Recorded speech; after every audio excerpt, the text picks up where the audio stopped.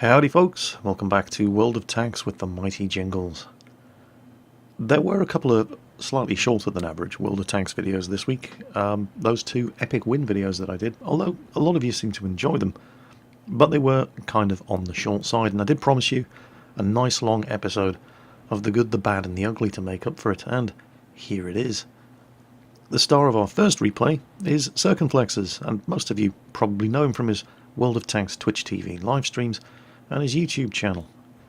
And he is a ridiculously good player. But it's probably fair to say that from time to time, Circumflexes occasionally doesn't treat the game quite as seriously as the rest of us do. This is one of those occasions. He's in the Waffenträger E100, the mighty Waffle Dragon, and he is firing nothing but high explosive ammunition. Just for the lols. Because that's just how he rolls when he's in his Waffle Dragon. This 150mm gun, when it's firing high explosive ammunition, will do 950 average damage, but it only has 85mm of penetration. Interestingly, if you compare that to the KV-2 with its 152mm derp gun down at tier 6, that has 86mm of penetration and 910 average damage. Of course, in order to achieve that 910 average damage, you have to actually penetrate the armour of whatever it is you're shooting at. Now that's a Batchat, and it's not well known for its armour, but the first shot didn't penetrate the armour. The second shot, however, did. One Batchat taken care of, which is nice. But he's only got one shot left, and he is kind of in the middle of nowhere here, so while he's covered by all of those tanks up in front of him, engaging those guys in the town, he goes for a reload and moves up to get himself into a better position where he's not quite as exposed, while he spends the best part of a minute reloading the 150mm magazine on this tank destroyer. So, you don't want to sit here watching him reload his magazine for 50 seconds, so we skip ahead to when the magazine's reloaded, and then he starts doing it all over again. And, yeah, he's hit another tank, he's done some more damage, but there's nothing special so far about this replay. Generally speaking, Circumflexes does not send me replays very often, and usually when I get an email from him and he's saying, look at this replay, there's going to be something special there. And I'm just not feeling it yet. I was sitting at this point in the replay thinking, well, it's alright, but I'm just not feeling the love at the moment. I mean, what made you pick this replay out and send this replay in, of all the games that you play, because he plays World of Tanks a lot? Why was this one special?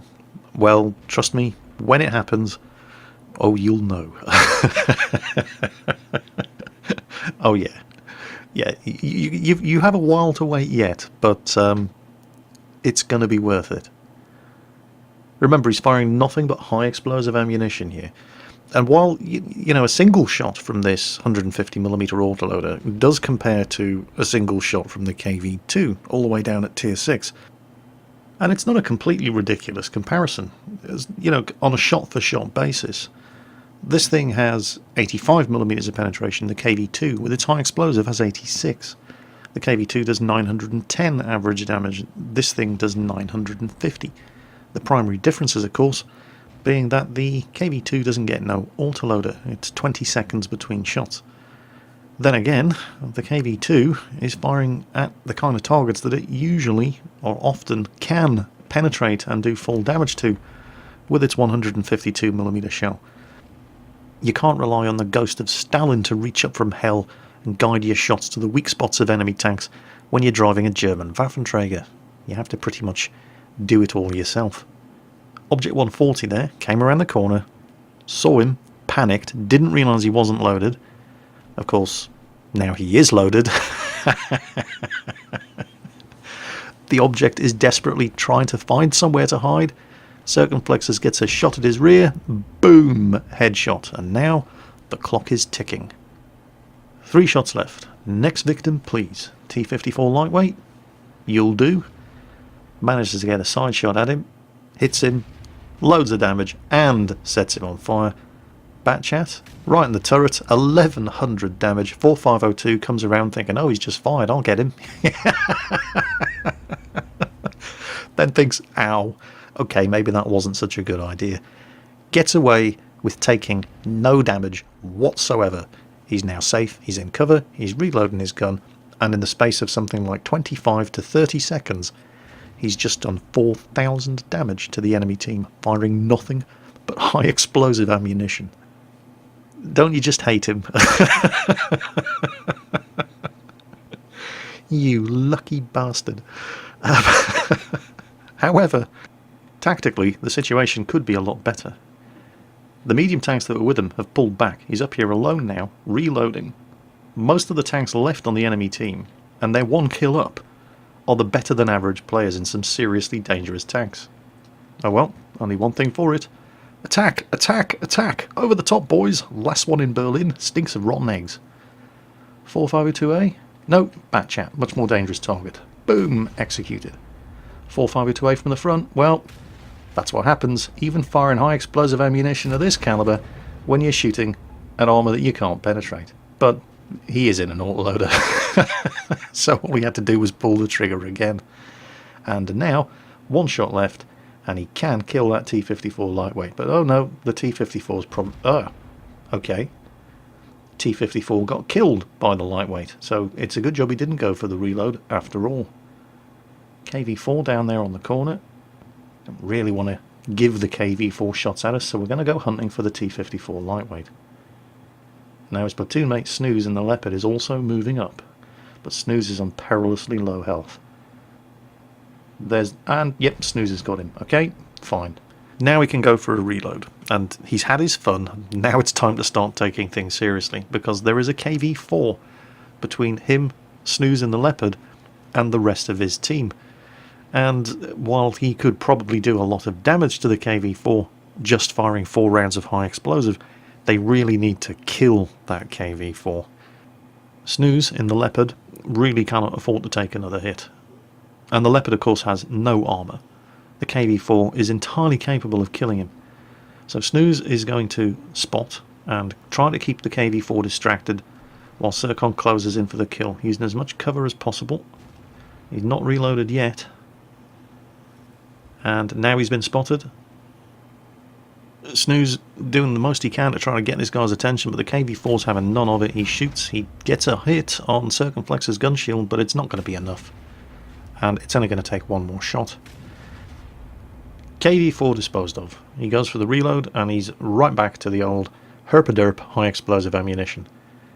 Looking at the health of the 2 remaining enemy tanks, even if that mouse doesn't do any more damage to them, and he's probably not going to live much longer, one clip of high explosive will probably be enough to take out a Waffenträger 4 and an E75, and there goes the mouse. Pulls the camera right back. Now the Waffenträger seems to be heading for the cap, and the E75 seems to be coming back to try to have a go at Circumflexes. So Snooze is at one end of the road, setting up to cover the cap circle, and Circumflexes is at the other, waiting for that E75 to come around. Now, with high explosive loaded, and he's not loaded yet, but he soon will be, he's probably only going to be doing 200 to 300 damage per hit on that E75, depending on where he hits him. And the E75 has over 600 health, so it's likely to take 3 shots to kill the E75. But of course, he's not alone. Snooze is there in the Leopard with a seriously good gun on him, so Circumflexes has all the health. It looks like they're both capping. He's going to go around first, he's going to take the hits, and once they've both fired at him, Snooze is free to fire with impunity, and E75, bang, doesn't do a lot of damage. Finish off the Waffenträger, don't let him reload. Snooze puts a shot into the E75, which leaves him on enough low health that the final round of high explosive doesn't even need to penetrate to kill him, and this game is over. Well, our next replay comes courtesy of Bubo, and we've seen him before, and we're going to see him again. He sent me a whole clutch of T49 replays in, most of which were absolutely excellent. So we're going to be seeing more T49 gameplay, probably a subscriber special to show you the remainder of the games that he sent in, but I wanted to include this one in the good, the bad and the ugly, and when you see how it plays out, you'll understand why. So, the T49, new American Tier 8 light tank, comes with a choice of 2 guns, and most people are going to be using this one, the 152mm howitzer. It's using the prototype Sheridan light tank turret, And in real life, this gun was capable of firing the Shillelagh anti-tank missile. Now, you don't get that here in World of Tanks. Instead, what you get is a tiny little KV-2 that can do 72 kilometers per hour.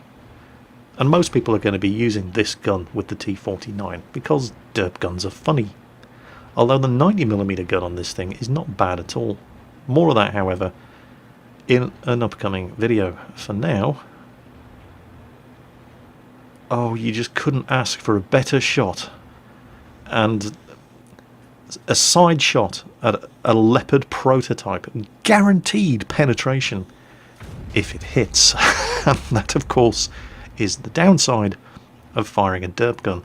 And of course, yeah, it's an American derp gun, so he can't call upon the ghost of Stalin to reach up from the depths of hell and guide his shot to the enemy weak spots. He has to do it all himself. And, well, we've heard that before in this video. Anyway, so disappointing start. I mean, this gun does a lot of damage, but you have to actually hit the target, and it is monstrously inaccurate and has a huge aiming time. And as is true of all howitzers, it's a very low velocity shell, so it takes more time than you're used to for it to reach the target. If the target's moving, you have to give it a hell of a lot more lead time. So, disappointing start, one shot fired at such a juicy target, and it completely missed. Oh well.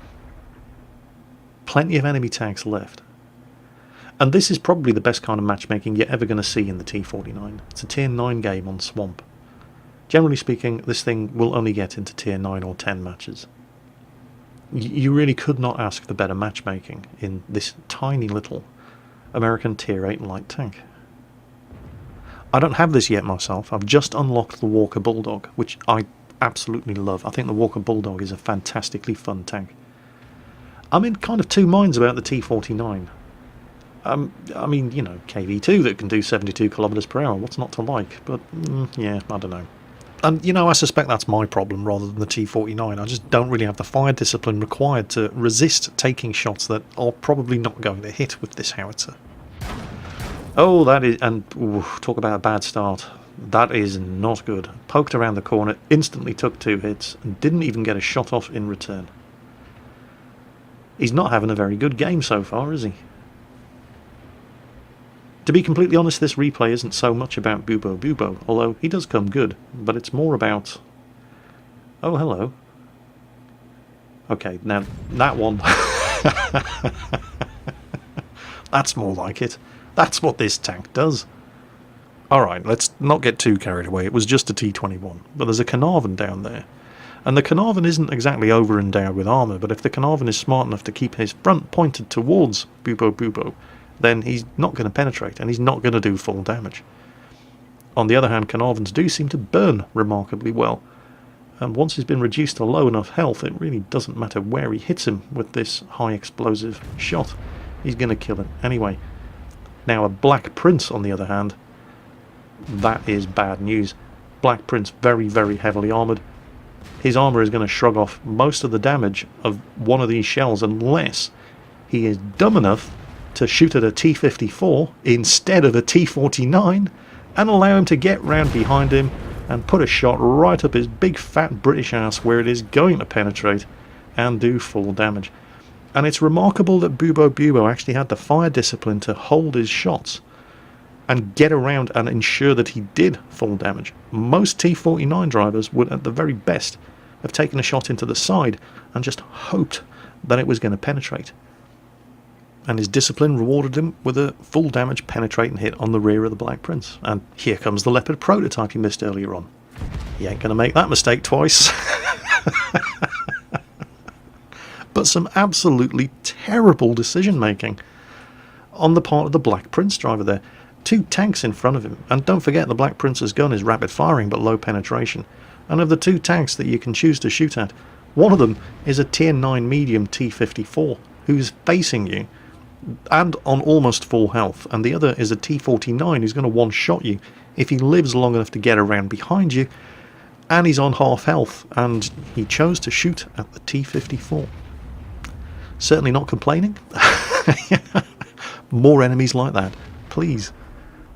Meanwhile, the gun's reverted to type and he's just missed that Tiger 2 while taking a hit from him in return. T-54's gone around. He's now reduced the Tiger II to such low health that Bubo just has to land a shot of high explosive near to the Tiger II, and the splash damage will kill him. And there we go, he's got him. Only did 12 damage, but a kill's a kill. That's one less gun shooting back at them. Now, the Tiger II driver really didn't see the funny side of that shot, although, you know, I did. And right now, it's going to take a while because he's typing an entire letter to express his rage and disappointment in chat, but it'll be worth it. And keep an eye on chat. Hopefully you're watching this in high enough resolution that you can actually make out the battle text. But yeah, he really rustled that Tiger II's jimmies with that one. I mean, he only did 12 damage to the Tiger II this entire game. But no, it's all the fault of the T-49. It's, never mind everybody else who did over 1,000 damage to him. It's those overpowered derp guns. That's the root of all that's wrong in World of Tanks. Come on, Mr. Tiger II. Vent your spleen into chat. He's a slow typer. You're going to have to put up with him. Come on, where is it? There it is, yay! That's right. T-49 does 12 damage to you, and everything that's wrong with World of Tanks is his fault. He's just a lucky auto-aimer. Yeah, I don't think so. Don't worry, we haven't heard the last of the Tiger II driver. He's going to continue to embarrass himself in chat throughout the rest of this game. Now, AMX 1390 spotted. Bubo is reloaded. He didn't spot the 1390, but he's in a position to do something about it. Races forward. 1390 is almost on full health. He has over 1,000 health remaining. 950 average damage on this gun. Well, when it works, it really, really works. 1390 didn't know what hit him. Unfortunately, taken out as he advanced by a great shot from a very good Rheinmetall Borsig player. However, Bubo's loss is our gain. Taking out that AMX 1390 has allowed that T-37 up there a free run at the enemy artillery. And we're just going to switch to his perspective. There we go. Dodges one shot from the artillery and lets rip with his 76mm gun. Look at the rate of fire on this gun. I love seeing these little tanks do well. Dodges another shot from the artillery. Because this is basically what the Chaffee used to be like at Tier 5. Even though it's a Tier 6 tank and it's a new tank. But this is what the Chaffee was. And I loved the Chaffee. And I do like to see this tank doing well. So he's had his wicked way with the enemy artillery.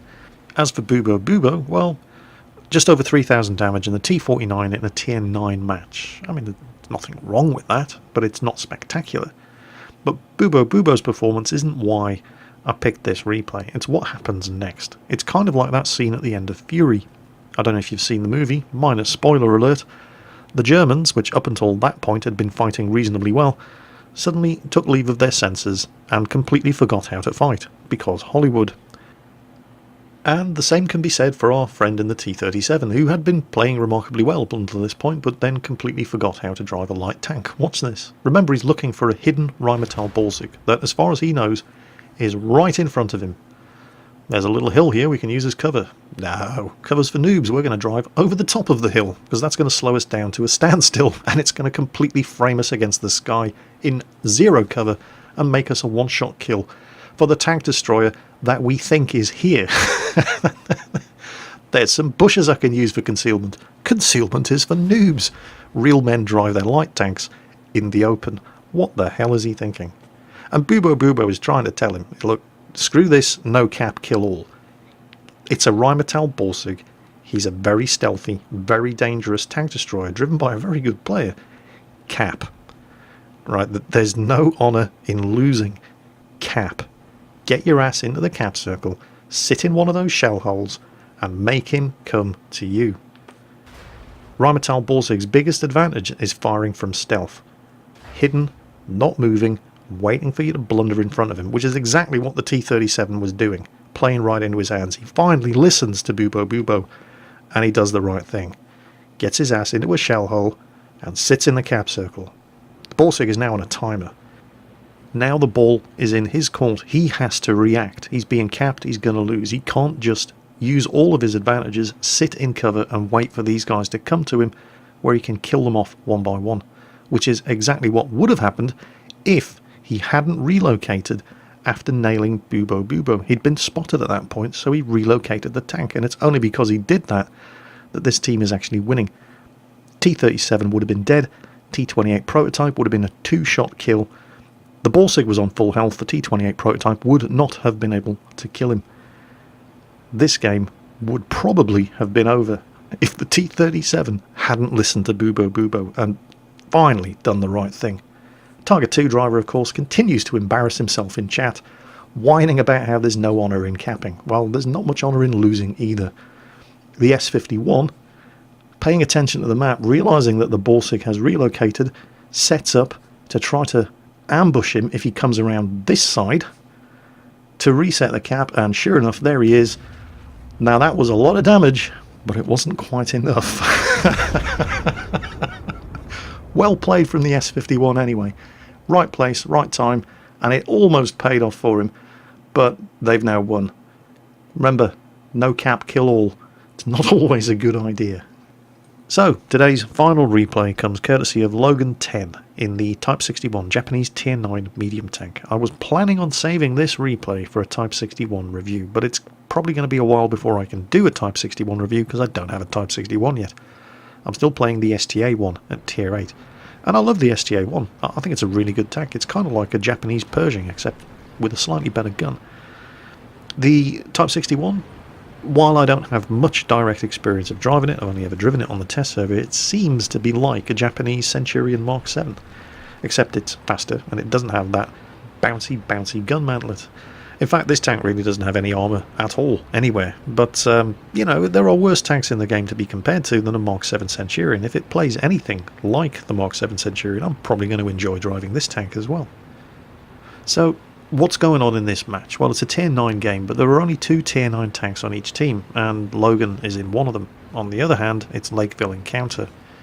And Lakeville Encounter is generally a heavy tank and sniping tank destroyer kind of match. However, there aren't that many heavy tanks on either team, and most of the heavy tank players are not particularly good. So we're, under normal circumstances, driving a very lightly armoured medium tank like this into the town I'm not going to say it's a terrible idea, but it can be risky. You have to know what you're doing. But if you can get there quickly in a fast medium and there's not much heavy tank opposition, you can capitalise on it. A lot like that T-54E1's doing, nom-nom-nomming a very foolish AMX 1390 to death, but he's taken hits doing it. Logan's second shot bounces. The T-54E1 is reloading, though. He's backing off. He has to be reloading. Now, he reloads pretty quickly, so Logan can't really mess around here. But at the same time, he doesn't just want to rush blindly around the corner, because there's usually somebody at the back end of that road, but nothing happened. Now, the T-54E1 has probably reloaded by now, and he has, but one more shot is all it's going to take to kill him, so worth the risk.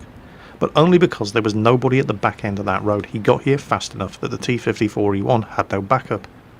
T-54E1 paid the price for rushing ahead of his backup and not having that much backup in the first place. I mean, what does he have here to support him? There's a Cheery over there. Well, okay. And there's a Super Pershing, T-44, and an IS-6 who was spotted heading in this direction, but just haven't got here in time. Rushed too far ahead of his support, didn't have enough support in the first place, too aggressive, paid the price. Enemy are now down one Tier 9 tank. They've only got one left. And that's the Centurion 7-1, who's busy fighting out a pointless battle over in G2 in the valley, as far away from the cap as he could be and still be relevant. So there's that. And they do have some tank destroyers who are holding off that corner. So we're not going to expect much input from the enemy Tier 9s for the immediate future. Now, finally, those enemy tanks who were following the T-54E1 have made it. There's the IS-6, and he just took a fearsome beating at the hands of this 105mm gun, which, by the way, because people keep saying it in the comments, he's not using gold ammunition. Armour-piercing composite rigid ammo, and holy shit, did he just bounce a shot from something? Well, with extreme angling like that, anything's possible. The IS-6, he doesn't really seem to care about taking damage. He's going to get away, though, unless we can blow his tracks off, and that was kind of unfortunate. Normally, when you shoot at the inside drive wheel, the drive wheel closest to you of a tank that's sideways on, it will go through the drive wheel, penetrate the hull on the other side and do damage to the tank as well as immobilising him, like here on the T-44. For some reason it didn't happen on the IS-6 there, and for some reason that shot didn't blow the tracks off the T-44, or I don't know. There we go, that's what's supposed to happen. Hits the IS-6 again. IS-6 and T-44 on the corner. Now he's not alone here, he's got tanks behind him, and you know, the scores are, it could be worse. It could be a lot better as well. Unfortunately, the tank destroyers that were guarding the corner down at G2 have all died, which means that all of those tanks that took the long way through the valley, we're just going to finish off this IS-6, yep, all those tanks that took the long way through the valley are going to be an issue very soon, and there they are. Now the other tier 9 on Logan's team, oh, watch this shot, oh yeah, it's such a good gun. The other tier 9 on Logan's team, the WZ-111, has been sitting in the middle of the lakeside road the entire game. He's not really had that much of an impact. Certainly not the kind of impact that you'd expect a tier 9 heavy tank to have in this kind of game. He's basically been sitting there sniping, taking side shots at the tanks that are slowly filtering through into the town, but the majority of the work is being done by all the tier 7s. Like the Comet and the Tiger, and tier 8s like the T-32 here, and obviously Logan in the Type 61. And that WZ-111 has now he's sat there in that same spot the entire game, and being literally penned in there by a tier 8 light tank.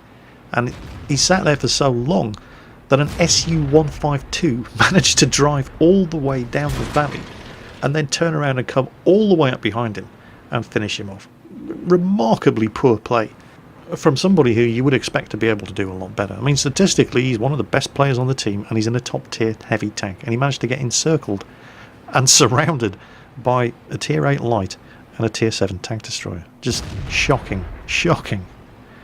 Meanwhile, the guys in the town punching above their weight with... oh crap, they've just lost the Comet. They're getting encircled, and there's the Centurion. Whoa, that was close. That was damn close. Now, there wasn't an awful lot in the reload between those two, but Logan fired first. The Centurion isn't even attempting to angle his armour, he's just sitting there in the open, and Logan got the next shot off. Now he's running perilously low on ammunition, and he's running perilously low on teammates. That T-32 there, he's lost the Comet. The T-32 is not in a fantastic position. He's not even trying to angle his armour, he's dead. Logan is now on his own against 6 enemy tanks. He's got 1 round of APCR left. After this, he's either using high explosive or he's spending money. Make sure the T-34 kill, but he's in the open. The T-34 was highlighting his position, and as he crosses the road he starts taking hits from the WZ-132, and from the top around the church it's the T-20, cheeky little bugger. Well, finishes him off. 4 enemy tanks left. He knows where the WZ-132 is. He's up that central road next to the lake. The Su-152 was up there with him. The Su-152 is the one that killed the WZ-111, and there's the Indian Panzer. Well, 1 shot is all it's going to take, but he's having to trade health with every kill that he makes here, and he doesn't have an awful lot of health left. Now, going around this corner is a bit of a risk, because that Chinese tier 8 light tank was up there on the road, but as he pokes out he does not get spotted, and his sixth sense only goes off when this Su-152 gets close enough to proximity to detect him. His first shot, checking around him, doesn't know where that Centurion is, blows his tracks off. The Su-152 either doesn't have or doesn't want to use a repair kit, and that costs him his tank. So now it's 1 against 2. Right now I'm thinking 2 things. Where did the WZ-132 go? Oh, there he is. And he loses more health. But also, what's taking that Centurion so long? The Centurion was spotted on the road down there, and we haven't seen anything of him since. The WZ-132 is going to be detecting Logan for the Centurion. He's in an agony of indecision here. And then, well, there's the Centurion. Too slow, far too slow. WZ-132 just... all he had to do was stay hidden and let the Centurion shoot Logan up the ass. But he risked it. He came around the corner. He gave Logan the kill, and then the Centurion, his gun isn't even pointing in Logan's direction. You know, to be completely honest, it looks like the Centurion just rage quit when the 132 died. But hey, a win's a win, and 1 kill short of a Pools medal. Well, that's it for today. I hope you've been entertained by today's collection of 3 replays in the good, the bad, and the ugly. Not entirely sure which one was bad, or which one was ugly for that matter. Oh, Jingles, you so silly. But I hope you were entertained anyway. As always, take care, and I'll catch you next time.